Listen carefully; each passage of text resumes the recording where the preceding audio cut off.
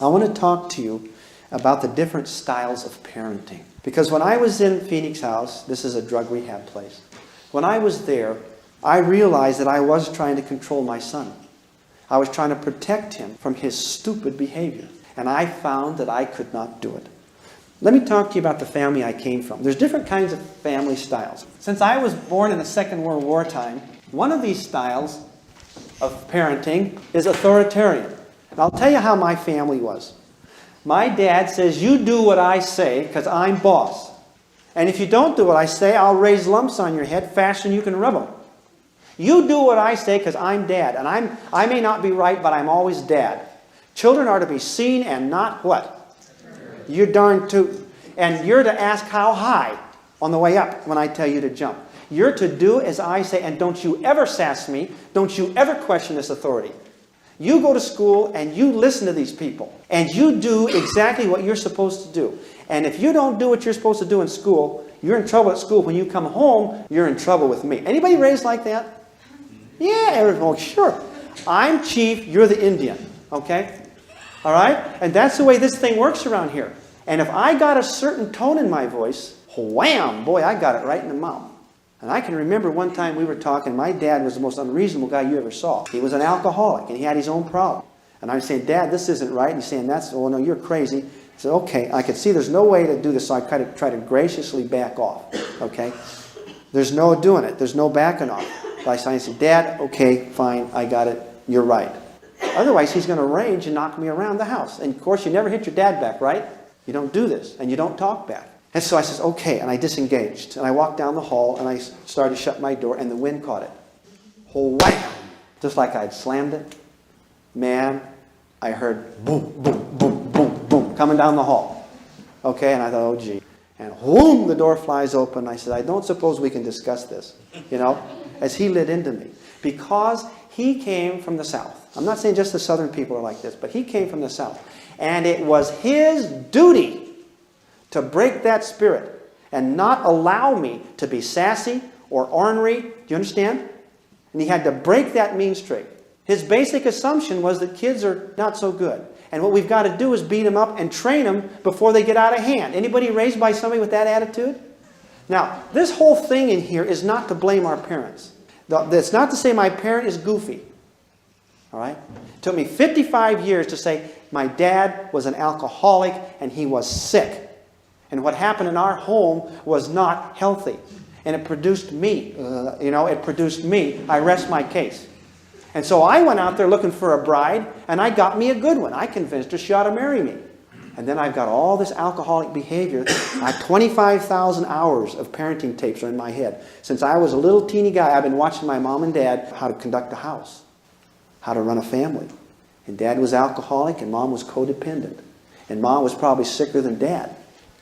Lots of tension, lots of drama in this home. And I was scared to death. And that was horrible. And I still remember those feelings today. Can a little kid handle that? Man, my world was falling apart. Guess who had the right to be mad in the home? He did, not the rest of us. Nobody could be mad but Papa. And he would rage. But my problem is this. I was raised in that home. And I got 25,000 hours of how to parent. And when the stress gets going in my house, and I got kids that are acting up, how do you think I'm going to respond? How was I trained to behave in a situation like that? How do you think? It was to get tougher and to come down harder. So I made more restrictions. And we got into a big battle over control with my son. Frightening thing. Frightening. So my papa was an authoritarian. And our home was based on authoritarian concepts. That is, that we're smart. We do what we're supposed to do. And the parents rule. And so the parents see the child as incapable, as irresponsible, as bad. And it's the father's duty to teach those kids and to train them. And not to take any sass and not to take any guff. And don't you dare do this and don't you dare do that. Sound familiar? How dare you talk to me with that tone? You get that look off your face or I'll knock it off. Anybody hear that kind of stuff? Not in your house. Right? Where'd all this rage come from my papa? From my grandma beat him. In his whole lifetime, my father was never hugged by his mother. Never told one time in the whole life that she loved him. Dad had some issues. And he was passing that junk on down to me. He was taking that stuff off on me. And this is called the multi-generational transmission process that they talk about in psychology. It goes from generation to generation to generation. And we project our sickness on each generation. We project our fears on each generation. So we want you to be aware of what these are. Okay, so the kids feel incapable. Love for the child is conditional and manipulative. You do what I say and you can do this. Does this sound familiar? And the kid feels like, okay, if I'm good, you'll love me. If I'm good, you'll love me. Is that right, Mom and Dad? Yeah. If I'm good, you'll love me. And if you're not, you'll get your head busted. It's real hard for me to think when I'm getting my head busted that Dad's really into love. All I got was the rage. Now, he loved me. I know he loved me. I'm not trying to blame anybody. I just want to recognize the truth. Do you think there's a danger in saying, well, I want to be loyal to my father, so I'm not going to talk about the abuse? Do you think that's bright? That's dumb. You're not being loyal. I was taught, be loyal to the system. Don't you ever betray the system. Don't you ever air our linen in public. We protect the system. And I was told what a wonderful family we have. And Mama would say, aren't we fortunate that we love each other so much? Just total denial. Do you understand this? Total denial. Now, at some level, this is happening all over. All right, now, the child feels that the love is only conditional. If I'm good, if I do what you say, then you will love me. Do you understand? Now, you can be pulling that game with your kids today. And they feel like as long as they're good, as long as they get their ego, as long as they do this, or as long as they fill your ideas, that they're loved and they're approved of. And that's very manipulative. And that's not what agency is about. Not at all. That's not influence in gentleness and meekness and kindness. That's intimidation. That is violence masquerading as love. Now the child feels fear. He feels shamed and not trusted and incapable. What do we mean by this? I was scared to death of Papa. He was a rager, and if I got him too mad, he'd blow his cool. He's like, and that was his way. I believe now that he wasn't always that angry. But he pretended to be angry to intimidate me. Do you people sometimes feign anger? Do you pretend to be angry when you're really not angry to scare those kids? Do you do that? Come clean. It works. Yeah. Okay, and you do that. The child, when they're young especially, have what they call splitting. And that child cannot comprehend at certain ages that you can love them and still be mad at them. They can't comprehend this. They don't see it. You either love them or hate them. And if you're acting angry, they feel rejected and they feel not okay. I felt stupid in my home. I was made to feel stupid. I was made to feel second class. There was a one up, one down with me and my dad. It wasn't equals. It wasn't love like that. I know he loved me. He was trying to do for me what he thought he should do to be a good pa. But he wasn't. He was doing some bad stuff to me. And it made me really tweak. All right? And the more you know me, the more you're going to find how goofy I am. All right? And you're goofy too. All right. Now, so this fear and shame, I felt not okay. You're going to hear me talk a lot about okay, not okay. But I didn't feel okay. And I grew up thinking I'm not as good as you guys. I grew up thinking that I'm not okay. How many of you got a little of that shame? A lot of you. And when you learn more about it, you recognize all of you have some. And it's shame. You weren't built like that. You were made to feel shame, inadequate. And so no matter what I do, I never feel good enough. And so I got to prove it now. And so I'm going to work twice as hard as anybody else. I'm going to work hard all the time. Do the best I can. Work as hard as I can to try to prove it. And then when I get this job done, that's not going to satisfy me, right? I still got that hole in the soul. I still feel shame. So I'll go on to the next project. And the next mountain. Have you got people that work 50, 60 hours a week? Have you got people that are lost in this? And that's their validation. And they've got that message. Conditional love. As long as I produce, I'm okay. As long as I try hard, I'm okay. As long as I'm perfect, I'm okay. Now, who can live up to that? That is sick. See, you set the climate in your home, not the kids. You set it up. And if you bring negativity and perfectionism and fear and anxiety in that marriage to this family, those kids are going to pick it up. And they're going to start developing behavioral patterns to compensate for that anxiety and that fear. Now, discipline in the authoritarian family is harsh, arbitrary, and controlling. The authoritarian family is power-based, control-based. I'm more powerful. In other words, nobody's going to do anything right unless I force it.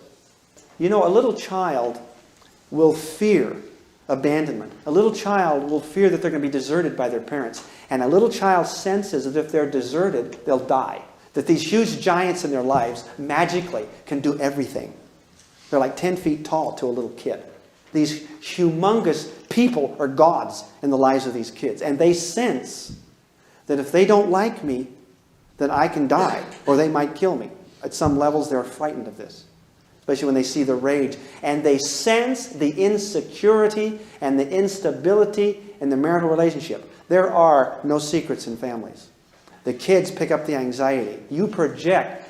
7% of what you communicate is done verbally. 93% what you communicate is done without you knowing. A lot of it's gestures and stuff, but a big majority of what you communicate, you don't know you're communicating. And you're communicating your attitude about life, your fears, your anxieties, and all kinds of stuff. Okay. Now, this is very controlling discipline. Here, there's too many rules. I make the rules. You shut up. I make the rules here. You shut up and get in your room. Now, you guys don't talk like that to your kids, do you? I've had it with you. Get to your room. Okay? If you don't run, you feel like that sometimes? I mean, you can get so frustrated. And you want to know why you feel like that? I don't want you to feel like that. You're bankrupt. You don't know what to do. And so you resort to the anger and you resort to the control. And do you want to know something? I will admit to you that I never beat my kids or anything, but I was a strong personality and I intimidated them. Now, the permissive family has tons of freedom and no restraints. They basically think that the child is good, right? That he can take care of himself. It's okay. He's not like this guy that thinks the kid is some kind of evil person that you got to watch and you got to just train him and beat him up and knock the devil out of him to make a good man out of him. You see the difference? All right. Now, the love for the child is displayed. It's supportive in a permissive family. The problem is there's no structure. Kids have got to have structure. They've got to have those limits. It's their style to push the limits. Because if they don't feel limits, they don't feel security. And they feel very insecure and worried. It's bad. Okay? The child feels in this permissive home confused, neglected, right? He does feel loved sometimes. But can you understand the ambivalence here? The contradiction here, the paradox? Confused, neglected, and yet he feels loved. I think they love me, he says. But he's very confused about this. If they really love me, at some level he knows if they really cared, they would make me mine. So permissive family is not the way to go. And the discipline is absent or at least inconsistent. Now, what happens normally in the family is I feel real bad screaming at my kids. So I get kind of permissive for a while. Oh, I've been too strict. I love you. Okay, you can do this, that. And then pretty soon they're driving me crazy. Ah! And I turn to this raging maniac again, start knocking heads and scare them all to death. Now I'm back in the authoritarian thing. And then boom, boom, boom, boom, boom, boom, boom, boom. And the kids are looking and see which way Dad is today. If I'm a raving nut or I'm real nice and gentle. All right, now we have another family. This is a neglectful family. And I don't like these people because they're really into their own thing and they neglect the kid. They lock them out. They don't let them in until they come home after work. And their basic attitude toward the kid is that it's a nuisance. This was a big mistake in the first place. And do you make your kids feel like they're a nuisance sometimes? You know, sometimes kids get a don't be message. And it ends up in suicide. And the kid gets the message, if it wasn't for you, you know, I'd have been in school and would have been a movie star. And they get this. And kids, do they pick up on that? Now, kids are wonderful, tremendous observers, but they're terrible interpreters. So they're picking up everything and they're misinterpreting all the time. And you can think you're doing a wonderful job as a parent. And boy, you're not coming across at all. Okay? So the child's love is questioned. They're neglectful. Can you imagine why he would question that? If they loved me, they'd spend some time with me. If they loved me, they'd care where I am at 3 o'clock in the morning. I'm only 10. So they're out doing their own thing. They're neglecting their kids. The child feels neglected, disliked, and unimportant. Is that a pretty bad message? You're not important. And the discipline is harsh sometimes when the kid's in the way and he gets knocked around and really hurt. Or it's just totally absent. So at best, discipline is inconsistent. And inconsistency is terrible. What children need for good health is love and acceptance and consistency. Inconsistency causes more mental problems and more emotional problems than anything else. The democratic family, okay? We think we got a real wonderful thing here. How does the parent feel about the democratic family? Well, they've got this idea of equality. It's a warped idea, but they believe that everybody's equal, okay? We're all equal. One person, one vote. And they believe, basically, that the kids are good, that the kids are equal to the parents. Now, you really can't run a house like this very good, because if you've got 3 kids, all they'll do is vote themselves a higher, increase in allowance each week. And so this really doesn't work in practice. But it sounds like a good thing, and it strokes everybody.